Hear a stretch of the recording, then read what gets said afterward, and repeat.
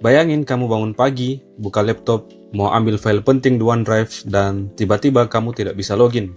Semua file kerja, semua foto, semua backup, hilang.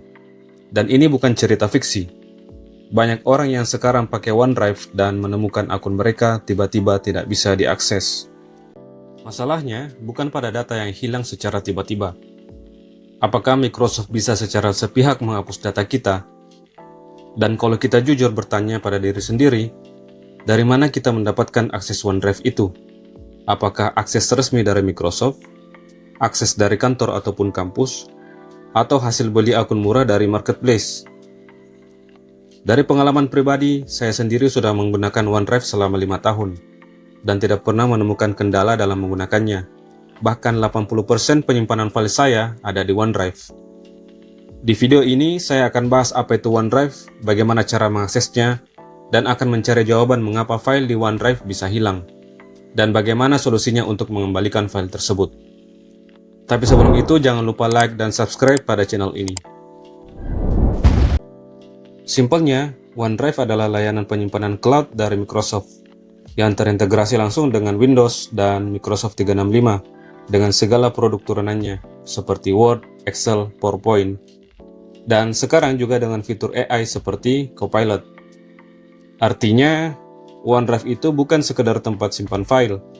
Singkatnya, kalau laptop itu seperti meja kerja kamu, maka OneDrive itu seperti lemari arsip digital yang selalu ikut kemanapun kamu pergi. Cara mengaksesnya cukup sederhana. Daftar atau login dengan akun Microsoft, dan otomatis kamu dapat 5 GB penyimpanan gratis. Pertanyaannya, apakah 5 GB itu cukup? Kalau cuma simpan dokumen kecil, mungkin cukup. Tapi backup foto, video, file besar, tentu tidak.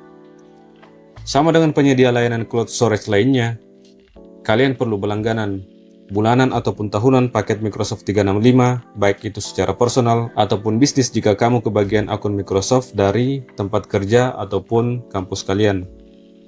Untuk pilihan langganan ini tentunya tiap orang punya preferensi yang berbeda-beda.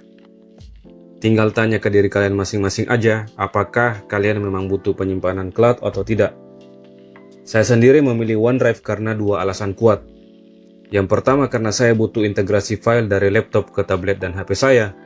Yang kedua karena saya bekerja di bawah ekosistem Microsoft. Lalu yang menjadi pertanyaan, apakah selama menggunakan OneDrive selama 5 tahun terakhir, saya pernah menemukan masalah? Secara jujur saya jawab, tidak pernah. Lantas mengapa banyak orang yang komplain akun mereka hilang secara tiba-tiba di OneDrive, atau file mereka secara tiba-tiba juga terhapus di OneDrive? Di sini saya akan menjawabnya. Yang pertama, lisensi yang tidak valid. Bisa jadi karena langganan tidak diperpanjang atau administrator dari akun kerja maupun sekolah memutus lisensi kamu. Setelah 60 hari tanpa lisensi yang valid, akun kamu akan masuk ke kode baca atau read only. Artinya, kamu hanya bisa download, tidak bisa upload. Setelah 93 hari akun belum divalidasi, maka akun kamu masuk ke mode arsip. Di sini kamu tidak bisa lagi mengunduh dan menampilkan file, dan akun kamu akan dibekukan. Solusinya adalah, kamu perbarui langganan atau kontak ke admin untuk meminta akun divalidasi.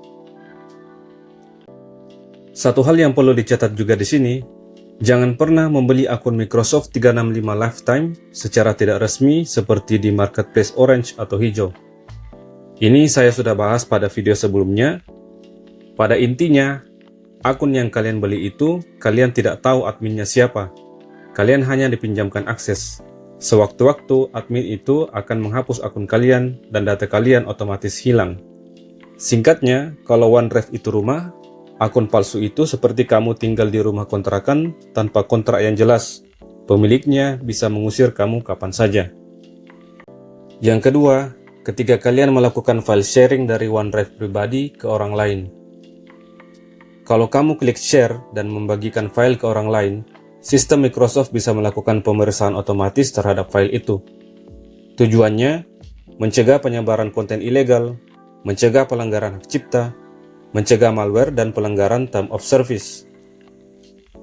Jadi, apakah ini artinya OneDrive tidak privat?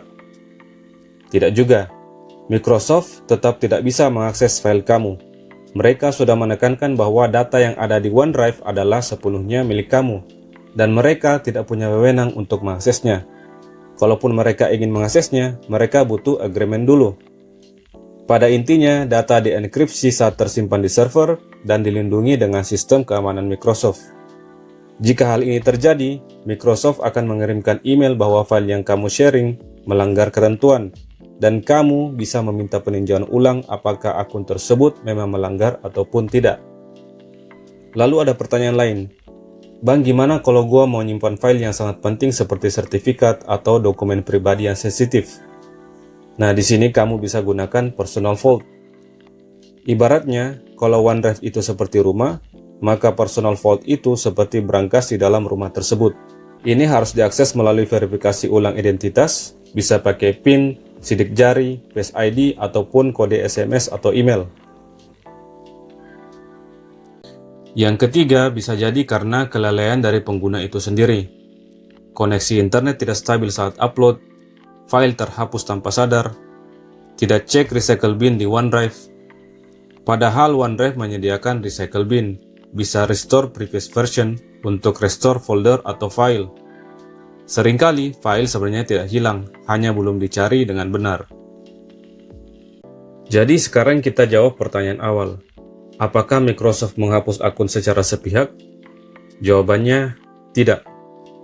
Kalau akun itu milik kamu dan lisensinya valid. Masalah biasanya terjadi karena akun bukan milik sendiri, lisensi tidak aktif, atau pelanggaran kebijakan. Pada intinya, cloud itu aman. Tapi hanya jika kamu yang pegang kendali. Sebelum menyimpan file penting, tanya ke diri kamu sendiri. Akun OneDrive yang saya pakai ini, apakah benar-benar milik saya? Dan apakah saya sudah membaca ketentuan kebijakan penggunaannya? Kalau video ini bermanfaat, share ke teman yang masih pakai akun cloud sembarangan, karena data itu aset, dan aset tidak boleh dititipkan ke tempat yang tidak kamu kendalikan. Sekian dari saya, sampai jumpa di video selanjutnya.